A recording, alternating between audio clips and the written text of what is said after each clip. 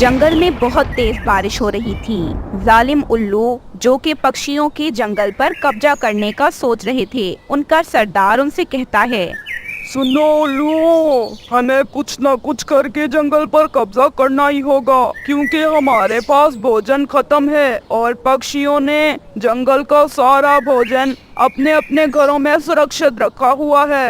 अरे सरदार, हम कैसे कब्जा करेंगे जंगल पे? और फिर सभी उल्लू मिलकर प्लान बनाते हैं और फिर जंगल की ओर निकल पड़ते हैं। दूसरे ओर जंगल में रहने वाली रानो चिड़िया बारिश के मौसम में जंगल में चाय और पकोड़े बेच रही थी। सभी पक्षी उसके पास आ रहे थे उससे पकोड़े खाने के लिए। उसके पकोड़े और चाय बहुत ज्यादा ही मजे के थे। जब उल्लू ज्यादा करीब आ गए तो उल्लुओं को भी रानो चिड़िया के पकोड़ों की खुशबू आने लगी। सभी उल्लू मिलके रानो के ढाबे पर आ जाते हैं और रानो चिड़िया के बनाए हुए सारे पकोड़े ही खा जाते हैं। उसके बाद रानो चिड़िया उनसे कहती है, अरे आप लोगों ने मेरे सारे के सारे पकोड़े ही खा लिए और आपने मुझे अभी तक पैसे भी नहीं दिए। उल्लुओं जी, मुझे पैसे तो दो ना, मैंने इतनी मेहनत जो की है पकोड़े बनाने में। ये सुनकर तो सरदार उल्लू को बहुत ज्यादा ही गुस्सा आ जाता है रानो चिड़िया पर। वो तो गुस्से से पागल हो रहे थे। तेरी हिम्मत कैसे हुई मेरे सामने जबान चलाने की? तेरी दुकान खत्म कर दूंगा, मैं नहीं छोड़ूंगा तुझे। फिर क्या था, फिर सरदार उल्लू बेचारी रानो चिड़िया के ढाबे को जला देते हैं। रानो चिड़िया जोरों से रोने लगती है। अरे मैंने तुम लोगों का क्या बिगाड़ा था जो इतनी बड़ी सजा दे दी मुझे? मेरे बच्चे अब कैसे रहेंगे? मेरे पास तो पैसे भी नहीं है कि मैं कोई और कारोबार कर सकूं। मैं तुम्हें कभी माफ नहीं करूंगी। चुप चुप कर जा, मेरे सामने जबान चलाएगी ना तो तेरा इससे बुरा हाल करूंगा। अभी तो दुकान जलाई है और अगर तूने ज्यादा चूचू की ना तो तुझे भी जला दूंगा। और फिर वे जंगल में आगे बढ़ते हैं। उन्हें जो जो घर नजर आता जाता है वो उस घर से पक्षियों को निकालने लगते हैं। सभी पक्षियों को अपने अपने घरों से वे उल्लू निकाल देते हैं। सरदार उल्लू एक जगह पर सब पक्षियों को इकट्ठा करता है। अरे पक्षियों, सुन लो मेरी बात। जो मेरी गुलामी करेगा वह जिंदा रहेगा, बाकी सभी मार दिए जाएंगे। कोई दूसरा पक्षी बोले इससे पहले ही मैं उस पक्षी की जबान काट दूंगा। मेरे सामने नहीं बोल सकता कोई। अभी सब पक्षी उसकी बातें सुनकर हैरान थे। कोई कुछ नहीं कहता, लेकिन काला कौवा कहता है, प्लीज हमें समय दें, मुझे सब पक्षियों से सिर्फ 5 मिनट के लिए बात करनी है। उल्लू सरदार, हमें इतना समय चाहिए, आपकी बहुत बड़ी मेहरबानी होगी अगर आप मुझे पक्षियों से बस 5 मिनट बात करने दें। मैं इन सबको समझा दूंगा, ये सुधर जाएंगे, ये आपसे बुरा व्यवहार नहीं करेंगे और आपकी हर बात मांगेंगे। आपके सामने अपनी चोंच खोलने की हिम्मत नहीं करेंगे। ठीक है, कर लो बात। ऐसे कौवा वहाँ से सब पक्षियों को साइड में लेकर आता है और सभी से कहता है, अरे अक्ल से काम लेना पक्षियों, सुबह में हम मिलकर इन उल्लुओं को मार डालेंगे। हम उपाय निकालते हैं कोई, परंतु तब तक आप चुप रहना, कोई पक्षी कुछ न कहे। अगर अभी आपने कुछ कहा तो बात बिगड़ जाएगी और हमें बात नहीं बिगाड़नी, हमें अपने मसले का हल करवाना है। और अगर आप चाह रहे हो ना कि मसले का हल निकले और बात बिगड़े ना तो चोंच को बंद रखना, मैं जैसा कहता हूँ वैसा ही करना। रानो चिड़िया भी कहने लगती है, उन्होंने मेरी मेहनत की कमाई से बनाई हुई दुकान जला दी, परंतु मैं सब्र करूंगी। कालू भाई हम सब में सबसे ज्यादा होशियार हैं, वो बिल्कुल ठीक कह रहे हैं, हमें सब्र से काम लेना चाहिए। अगर हमने ज्यादा जल्दबाजी की तो कौवे भाई जो कह रहे हैं ना वही होगा, ये हमें भी मार डालेंगे। हमें चुप रहना होगा और हमें अकल से काम लेना होगा। ऐसे कौवे के कहने पर सभी पक्षी ऐसा ही करते हैं। कुछ ही दिन बाद कालू कौवा सभी पक्षियों को इकट्ठा करता है और सभी पक्षियों से कहता है, समय आ गया है कि हम बदला लें इन जालिम उल्लुओं से।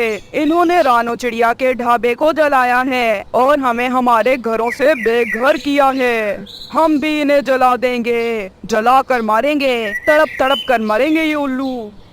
अरे नहीं कालू भाई, अभी वे गुफा में सो रहे हैं। हम बाहर से कोई बड़ा पत्थर रख देते हैं ताकि वे अंदर ही मर जाएं। क्योंकि अगर हम उन्हें जलाएंगे तो हम में और उनमें फर्क नहीं रहेगा। मैं नहीं चाहती कि हम उन्हें इस तरह से मारें। वो बुरे हैं परंतु हम तो बुरे नहीं कि हम उन्हें इतनी बेदर्दी से मार डालें। जालिम से बदला लेना गलत नहीं है, परंतु मुझे नहीं लगता कि हमें इन्हें जलाकर मारना चाहिए। और हाँ, अगर हम इन्हें जलाने की कोशिश करेंगे तो हो सकता है कि उल्लू हमें भी अपने साथ ही मार डालें।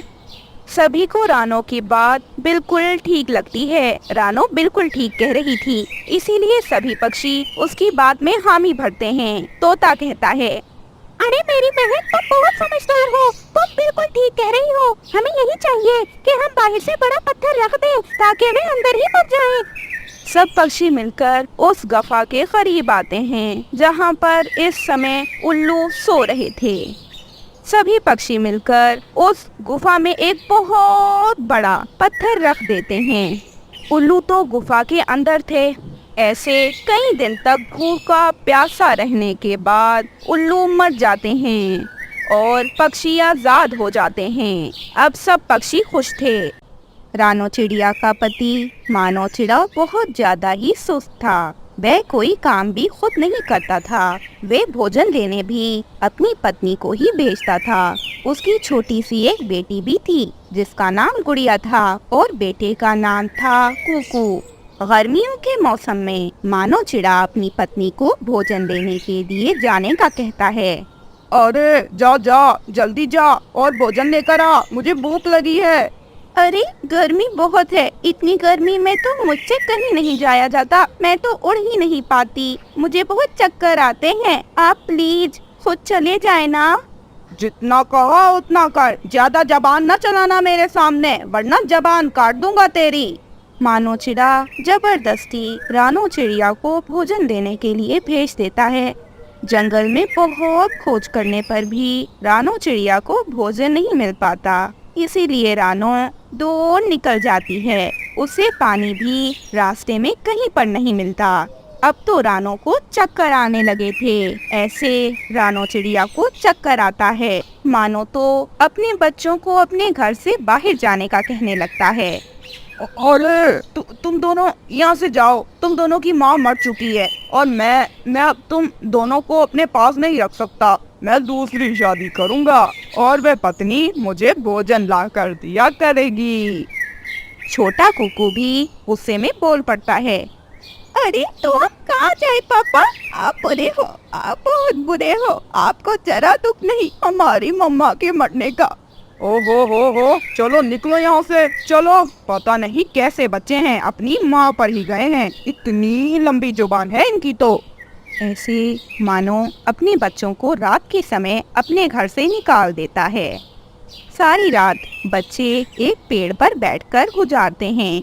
अगले दिन मानो एक मीना नाम की चिड़िया से शादी कर लेता है और यहाँ कुकू और गुड़िया लकड़ियाँ इकट्ठे कर रहे थे ताकि वह अपना घर बनाना शुरू कर सकें।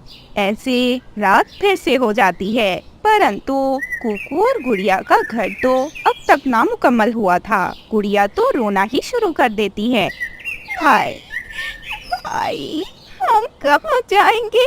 अब बाबा के पास चलें, शायद वो हमें रख ले। मुझे बहुत डर लग रहा है। चलो बहन, पापा से कहते हैं, शायद वे आज की रात हमें घर में रहने दें। ऐसे वो दोनों अपने पापा के पास जाते हैं। दोनों बच्चे अपनी सौतेली माँ से इजाजत लेते हैं और एक रात अपने पिता के घर ही रहते हैं। चलो आ जाओ, यहाँ सो जाओ। यहाँ सौतेली माँ, आपका बहुत बहुत शुक्रिया। ऐसे अगले दिन सुबह सवेरे अपनी सौतेली माँ और पिता के उठने से पहले पहले गुड़िया और कुकू अपने घर को छोड़कर चले जाते हैं। अब रोज सुबह सवेरे ही दोनों बहन भाई अपने लिए भोजन की खोज में जाते। हाँ, वीडियो को लाइक करना मत भूलिएगा और कमेंट में ये भी बताना कि गुड़िया किस चीज से खेल रही थी।